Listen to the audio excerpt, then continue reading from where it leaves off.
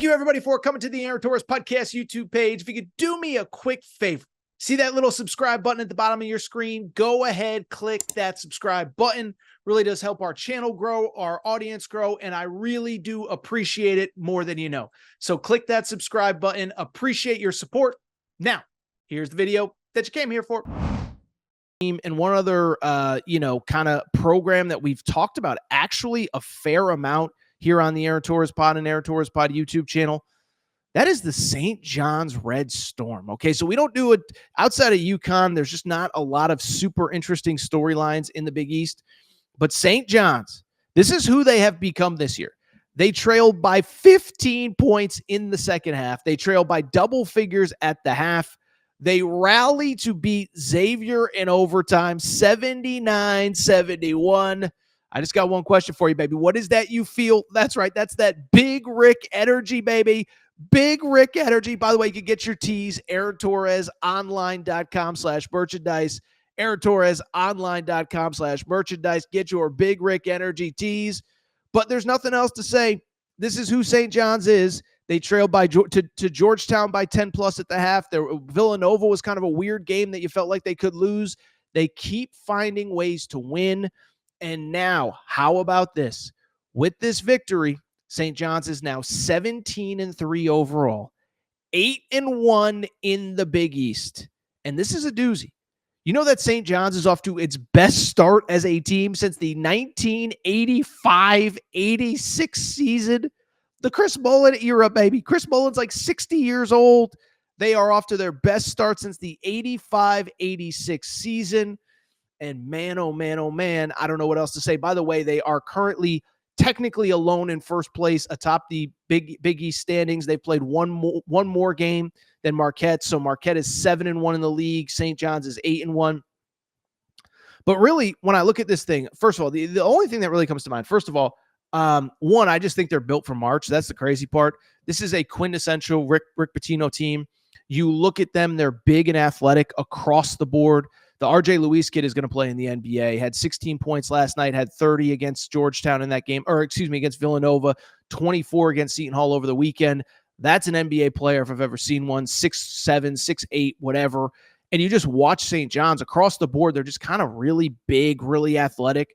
In some ways, they actually remind me a little bit of UConn the last couple of years. Like, you watched UConn, they just overwhelmed you with size and length and athleticism. For the Arkansas fans still watching, like an Eric Musselman team, you know how Eric Musselman's teams are, everybody's like between 6'4" and 6'8" and super athletic. That's kind of who St. John's is. So, one, I think they're built for March. I think I would argue right now, one, I would absolutely argue they're the best team in the Big East. But two, I also just think they're best built to actually win in games that matter in March. Now, you could argue Marquette has more experience. UConn certainly has more experience. But in terms of how they play, the style of play, the fact that, by the way, they're not afraid when they're falling down by double figures, that to me looks like a team that can do some damage in March. More importantly, though, you know what this really says to me? Just says that I was right, and everybody who pushed and fought, if you were a St. John's fan, that pushed and fought for Rick Pitino 3 or 4 years ago, whatever, I guess it was 2 off seasons ago. It's only year 2. You were 100% right. And so for people who are new to this show or just, I would argue that on a national scale, I was probably the number one advocate for Rick Pitino to get that St. John's job. I go back to that winter. I've told the story a million times, but I'm watching St. John's. It's a Tuesday or a Monday night game against Marquette.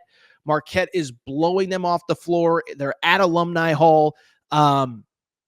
There's maybe 2,000-3,000 people in the stands. Mike Anderson is just trying to hide. It just felt like he didn't even want people to know that his team was playing.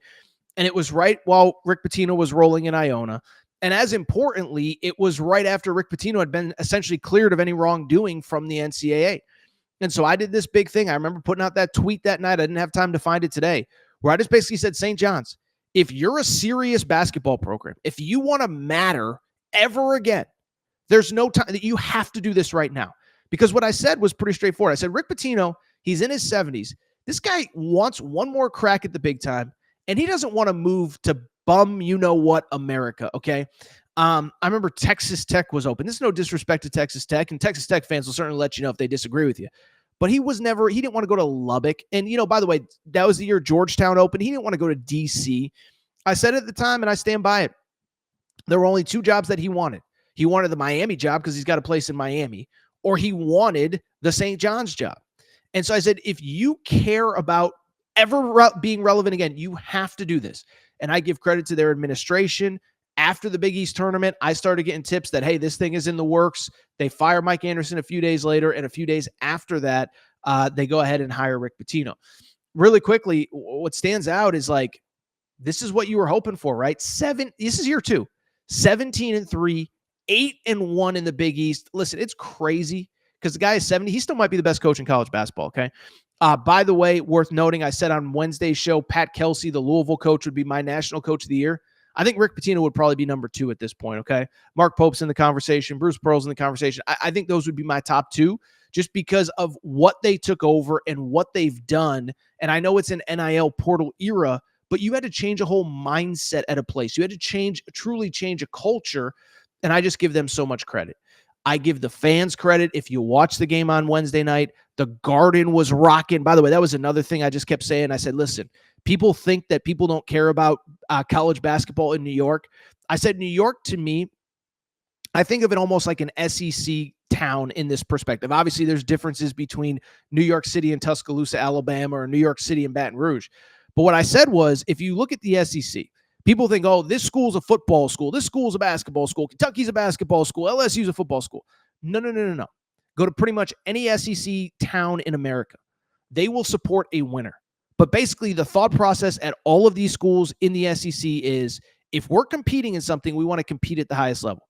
Look at Tennessee basketball, Auburn basketball, the baseball programs, the gymnastics programs. If you're competing in it in the SEC, you're competing to win championships.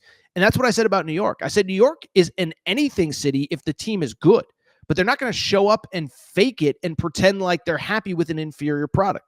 So New York can be a great hockey city. It can be a great basketball city. It's a great baseball city with the Yankees. Obviously a great football city, but you got to give them a reason to show up. So shout out to the people in New York. The Garden was rocking. Shout out to Rick Pitino, 17-3. 8-1 in the Big East. And by the way, what is that you feel in New York City right now, baby? That's right. It's that Big Rick energy. Make sure you get your tees. AaronTorresOnline.com/merchandise.